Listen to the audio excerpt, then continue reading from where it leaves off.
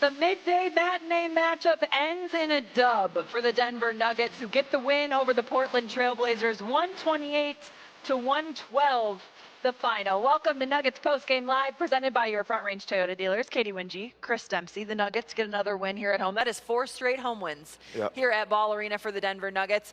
Everybody was available tonight, everybody in the primary rotation for Denver. What did you like most about this win? Yeah, I mean, they started to look like the Nuggets that we remember from way back in November, the last time we saw them all together. Look, I think a few things about this game. One, the starters looked amazing. I mean, every single one of them in double figures. The bench made sense. And we said this prior to the game, which was Peyton Watson, and we'll get to him in a more fuller circumstance here shortly, but one of the things he was going to be able to do was allow the bench to Tim Hardaway to not have so much pressure on him to do all the scoring off the bench. Well, voila, Peyton Watson comes, Tim Hardaway doesn't shoot it very well, Peyton Watson does, and your bench just rolls on. So from starters to the bench to some of the lineups, we saw some experimentation with some of the lineups here in this one, which we'll get to as well. I just thought this was a really fun victory for the Nuggets. Everybody contributed.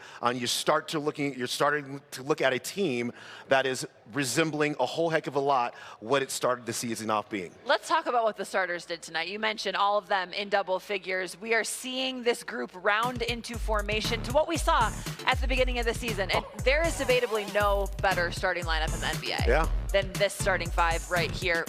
What was it that stood out about them tonight? Well, first of all, Cam Johnson right off the top, because he just opened the scoring for the Nuggets, really stretched the court with his three-point shooting, got to the rim, played great defense as well. He's just playing very confidently lately, but his 14 points right off the top of this game were really big because, you know, these two teams were going back and forth scoring at the beginning of this game, and so you needed to be able to win this kind of a shootout battle. The Nuggets were able to do that with Cam Johnson getting them off to a really good start. Nikola Jokic did what he does as, you know, every single game there in the paint, and then Jamal Murray as well, 18 points in the first half. So those guys really injected themselves into the game offensively in a real way. You had mentioned it too, at the start of the second half in that third quarter, that was when that starting group was in full force, coming out and really setting the tone. When they're at their best, what does that look like? Well, so it's just a good spacing around the two stars, and I think you got good shot, you have shot making around them, and then you have the Choker and Jamal doing that dance, right? That two-man dance, and so they're able to get high pick and roll or side pick and roll, able to get themselves downhill and into the paint, but not settling for anything. You know, Portland, every NBA team really, they want you to take the shots that they want you to take. It's your job to get the shots that you want on the court, and so that's what that starting unit was able to do, is just get to every single area that they wanted to be able to get to, and they were highly successful. There's a good crowd filling in here in Colorado. It's a great crowd. Nation, how excited were you to see Peyton Watson back? Yeah. The energy that P-Watt brings off the bench is like this energy. Yeah, it's this. Right here. This is what he can do in games, and he is tonight's player profile presented by Texas Day Brazil. 14 points off the bench for Peyton Watson. Dempsey, you had guessed around a 20-minute restriction. He stayed under that 20-minute mark. 6 of 13 from the field. How did he look to you? He looked exactly like he left, and I just, you know, great for him. And look, he talked about the altitude getting him a little bit, right? He's a little tired. Yeah, he's a little tired. But gotta get back into game shape. But his game didn't look like that, right? I mean, he just got immediately. So you understand what kind of, you know, kind of a Swiss Army knife player that he really is. And I mean, it's just not point production, it's everything. And I haven't even mentioned defense not one time, and I need to do that because that's one of his main, you know, areas of impact on a court. So he looked great for not having played in, what, 19 straight games prior to this.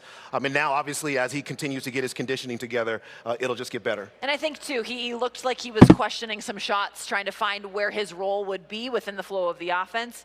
That will come with time. Yeah, it will. And, you know, they did lean him the ball, so he was able to initiate some things offensively.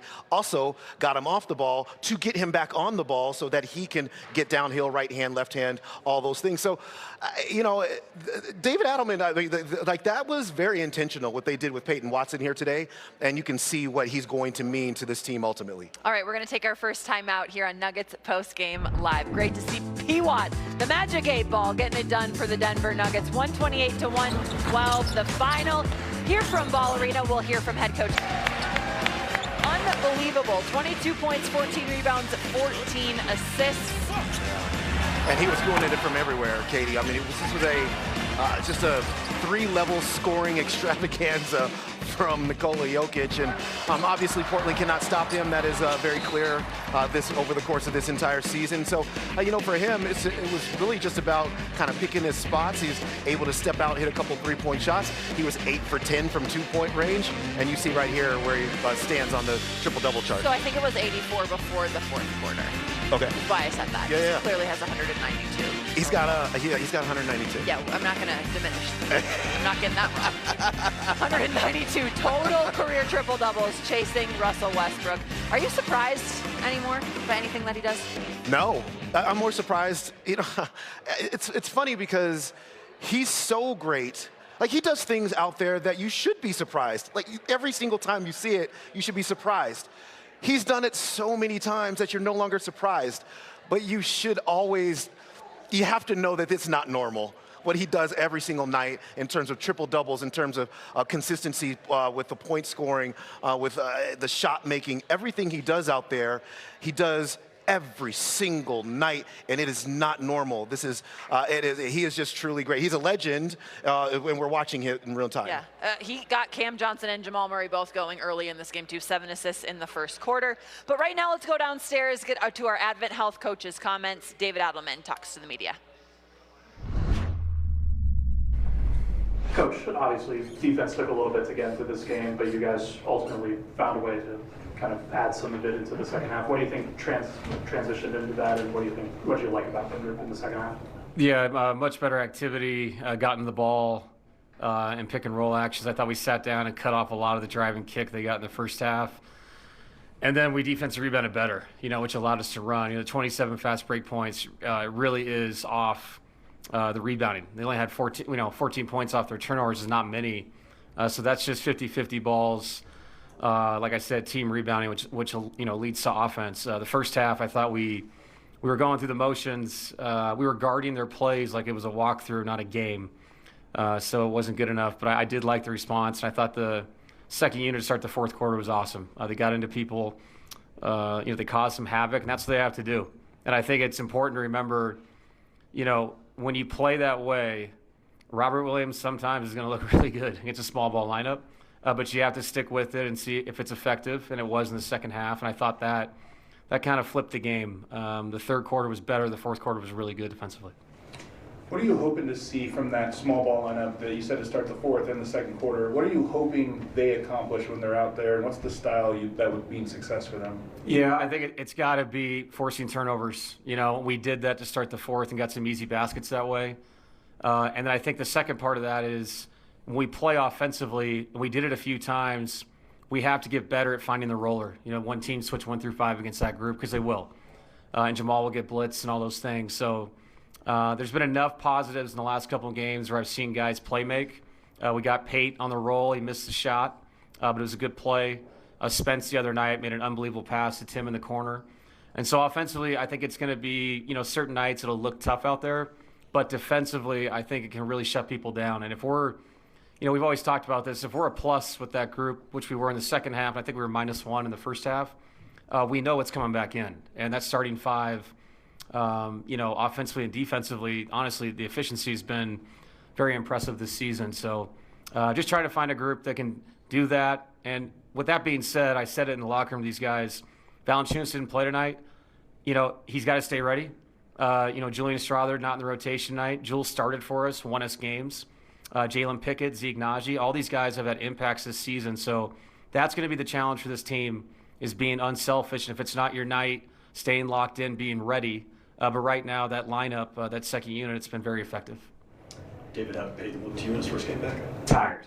but very effective. First half, that's the funny thing about the minute restriction when you get the number. Sometimes it's frustrating, and sometimes it's almost too many minutes when a guy hasn't played. Playing 3-on-3 and 5-on-5 with coaches is not the same as playing against the Blazers and Drew Holiday picking you up full the first time you touch the ball. I thought he was good. He was aggressive, got to the paint. I loved the 6 rebounds, the 3 assists. I think the more he –